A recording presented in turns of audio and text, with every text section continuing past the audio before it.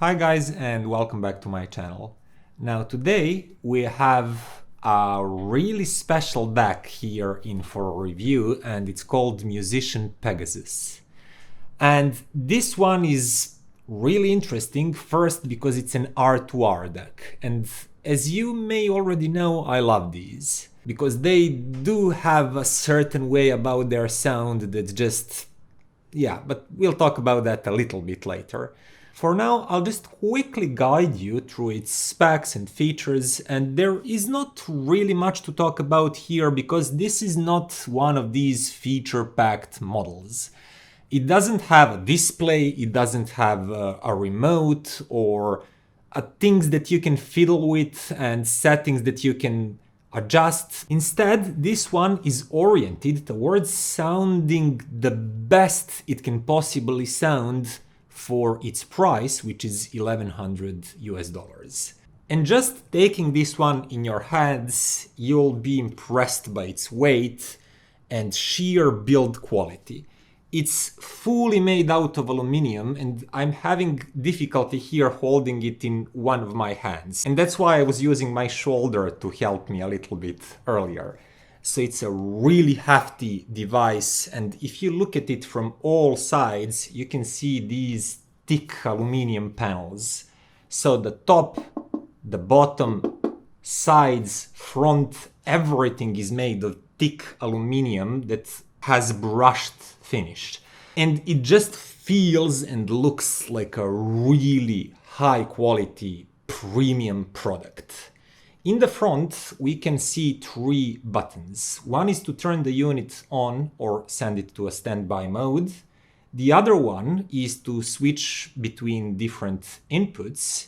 And the third one is to enable or disable NOS. So basically, when this LED above the third button is on, it means that you are listening the DAC in its NOS mode. That is non-oversampling mode. And when it's off, the LED, that means you are in the OS, oversampling mode. And I'll talk about both of these modes just a little bit later when we come to the sound fidelity. For now, I wanted to show you the rear of the unit.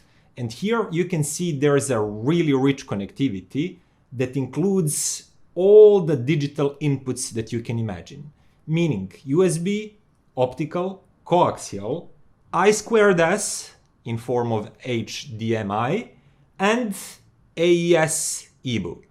And I've tried basically all of these. They functioned perfectly out of the box with my Pi 2 AES digital streamer. But today I'm not going to talk about which one to choose and why, because talking about digital inputs is really tough. There are slight differences in terms of how they sound, but that's also closely knit with what digital source you are using. You cannot compare USB coming from a PC to coaxial coming from a proper digital streamer to I2S coming from a DDC converter. All of these digital sources have their own influence, and comparing digital inputs is really tough job that we're not doing that today. But no matter what type of digital output you have on your digital source, this DAC is ready for it. Now, when it comes to the analog output, we have a pair of RCA, those are single-ended, and then a pair of XLRs, which are balanced. One thing that's probably important to know here is that Musician Pegasus has slightly lower output level than most of the DACs on the market currently. So I'll put that on the screen, but this is important because if you plan to compare this one directly to another DAC, you should be aware that first you have to volume match. Also worth mentioning is that the output impedance of this DAC is somewhat higher than usual. This means that ideally you would like the component following this DAC, which can be a preamp, integrated amp, etc., has 10 times this impedance, so you don't have any sort of pairing issues and signal loss. But this ratio should be okay for like 99% of preamps and integrated amps out there that I know, so it's not something to really worry about, just worth mentioning in case that you have one of these really rare preamps or integrated amps with really low input impedance. All that said, as mentioned in the beginning, this is an R2R DAC and it has linear power supply inside. That's why it's so heavy and hefty. There is a huge O-ring transformer here. You can even see the screw below that keeps it firm and fixed. There's a lot of capacitors and discrete resistors that form a ladder that's actually converting digital to analog. I'm not going to bother you with this because it's just a technology, and technology should be used to create good sound, and I like talking about the sound. So I'll start about quickly going over oversampling mode that, in my opinion, is not something that most of us will be buying this DAC for. But anyways, I quickly want to cover it and say that if you use oversampling, this DAC will sound awfully similar to basically any Delta Sigma DAC on the market. Okay, correction here. Not any Delta Sigma DAC, but it will sound as a really good Delta Sigma DACs out there. Just before I received this one, I was using two really good Delta Sigma DACs. One was SMSL M500 MK2, and the other one was even slightly better, Topping D90LE, which is quick, nimble, really detailed sounding DAC. And to my surprise, to my complete surprise, in OS, Pegasus sounds as speedy and as resolving as almost any good Delta Sigma DAC. It's not fully resolving of quick transients and tiniest edges as D90 here, but it's completely on pair with something like SMSL M400 or M500 MK2, which are all really great DACs, and this R2R is not losing in terms of resolution and speed compared to them. That was quite unexpected. But the real treat and the real show starts once you press this button and you turn NOS mode, which means non-oversampling. And guys, I really do believe that that's the mode that you would buy this DAC for. Bass becomes deeper, it has more slam and more kick. And bassline on Pegasus is generally impressive. It has more weight and slam than basically any DAC that I've ever heard. Probably the most slammy and kicky sounding bass line that I've heard previously was coming from Irman Traduto, and this one digs even deeper, has more rumble. It's just this type of sledgehammery bass that when Pegasus hits a bass note, you really feel it here. And even though it's not the quickest and most nimble bass line that you'll ever hear, it's not by any means overly warm and overly slow. And I never felt that the bass line is drowning anything, mid-range or highs. Mid-range on this DAC is just as great as you would expect from a really good R2R. It offers great amount of details, but those details are not presented in a sharp and edgy manner. It's just information, lots of information, about transients, about textures that are layered over main tone and tone body, about empty space around the instruments. Tone decay is great. So you hear a lot of information, but that information is not outlined, it's not etched the way it is on most Delta Sigma DACs. And that makes it sound so natural and unforced that to my ears and to ears of many others, that simply sounds more natural than most other DACs. But if you think that that comes at a price of highs being rolled off or hazy or unresolving, anything like that, that's not the case. If anything, highs on Pegasus are really well extended. There's plenty of details, plenty of air. Soundstage feels lit up because when you have a lot of high frequency presence, you feel that there's atmosphere, like light is shining on the soundstage. And because of that, you feel that you can almost see particles in the air. That's basically that slight background noise and hiss and things that are happening when microphones are recording, which in terms of hearing we perceive as light, bright and airy soundstage, and it really is that way. So I'm happy to report that this DAC has great extension down below where it can really rumble and kick and punch, but also up top where it offers lots of air and lots of transparency and atmosphere. I could keep talking and talking about its sound, just using different adjectives and different analogies, but instead of doing that and boring you to that, I'm just going to compare Pegasus directly to some of the best DACs that I have with me and that I keep in high regard. So the first one that just happened to arrive some 2 weeks before Pegasus was Topping D90LE. So Topping D90LE is a really good DAC, resolving fast, punchy even, and I quite like it. And when I've inserted Pegasus instead of D90LE, first thing that I've noticed is that deeper, slammier, sledgehammery bass line. For example, play something like this song that I really love, and it has this deep, rumbly bass line that gives the atmosphere to the whole song.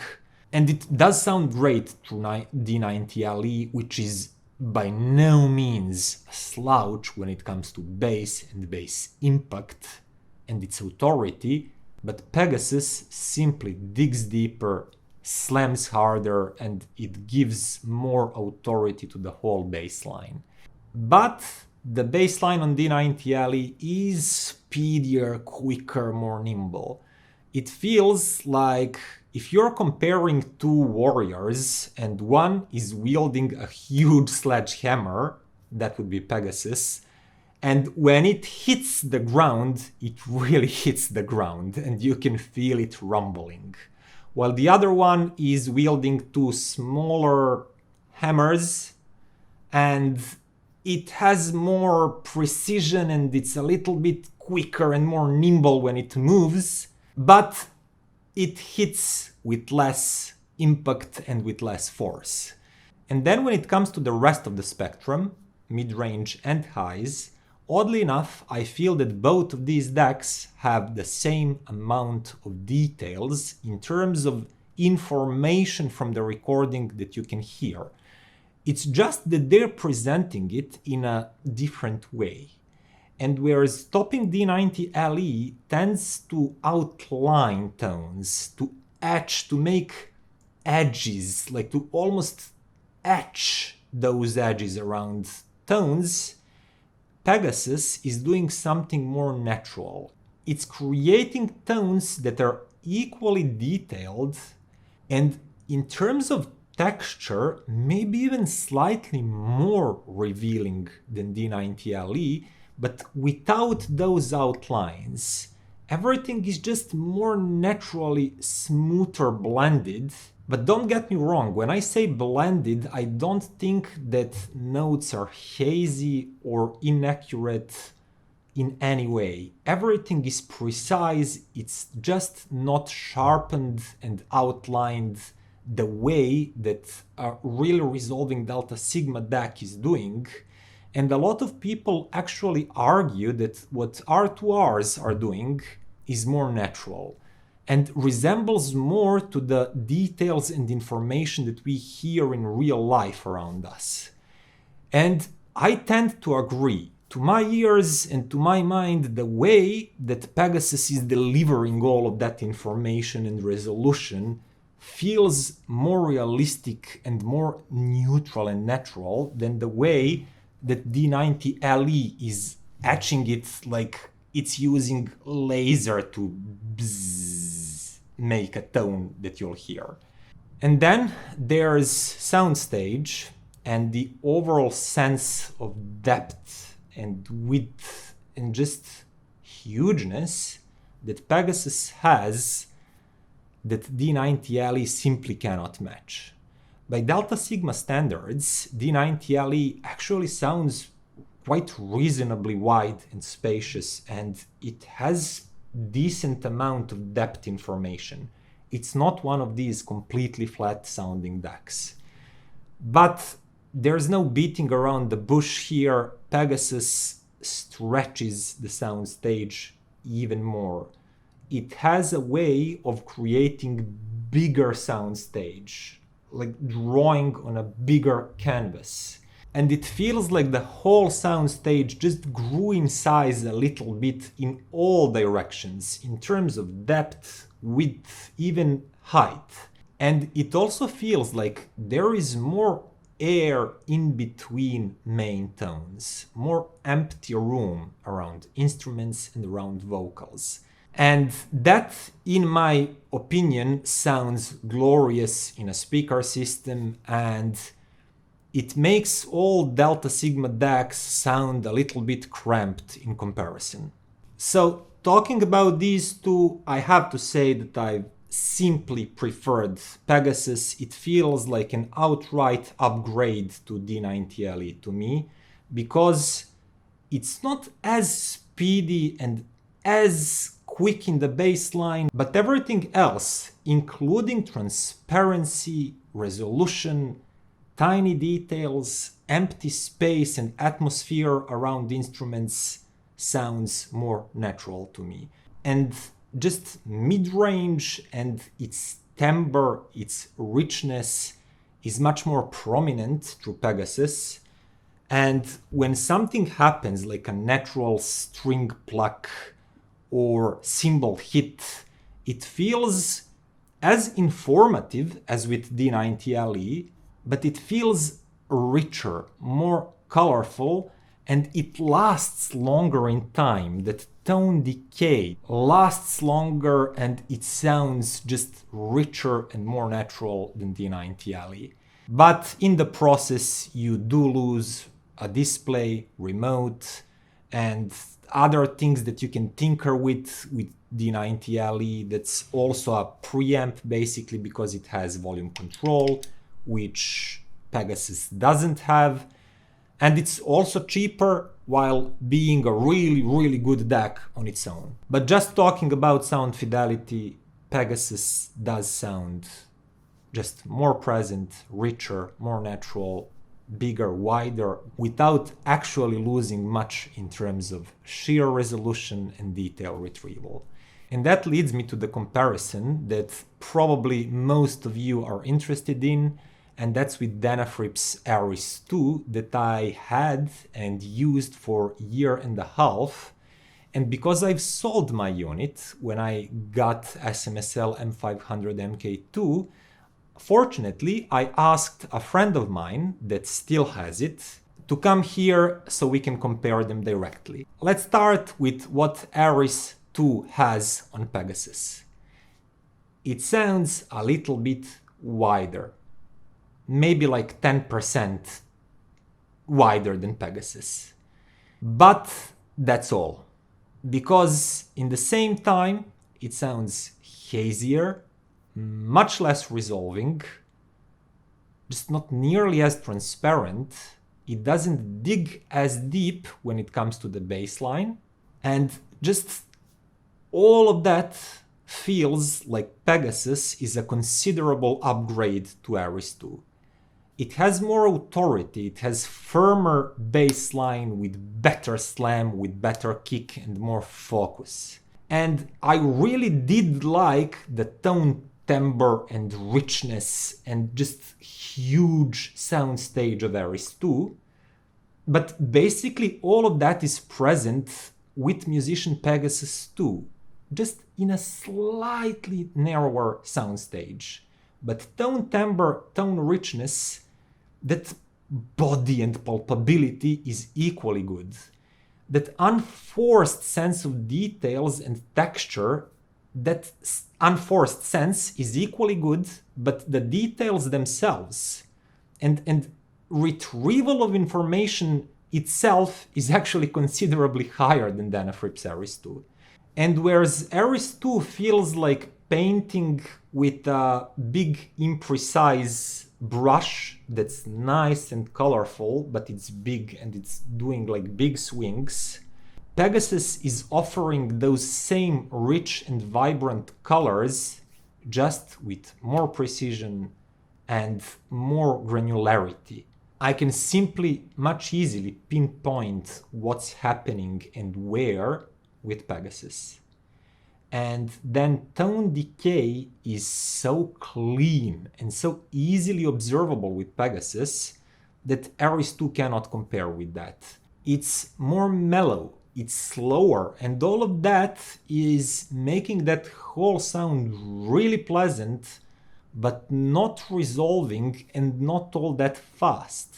So I don't want to spend too much time here because I feel, and to my ear, Pegasus is having basically everything that I loved about Ares II, but it's upping a game significantly. It creates a crazy addictive mix of tone, timbre, richness, fullness, and just big sound of R2R with resolution and transparency of delta sigmas, without actually ever sounding unnatural, sharpened, and edgy like delta sigmas. And the last comparison that I will do here is with Chord Qutest that my friend brought. He's using that one for quite some time now, and it's a good sounding DAC. It has a lot of depth and really decent space, but it was always a little bit leaner and on an analytical side of things to my ears. And we connected Qutest to linear power supply, Alo Shanti.